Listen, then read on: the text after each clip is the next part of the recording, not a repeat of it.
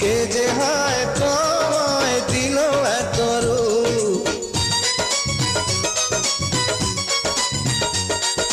দেখে হয়ে গেলাম আমি যে চুপ।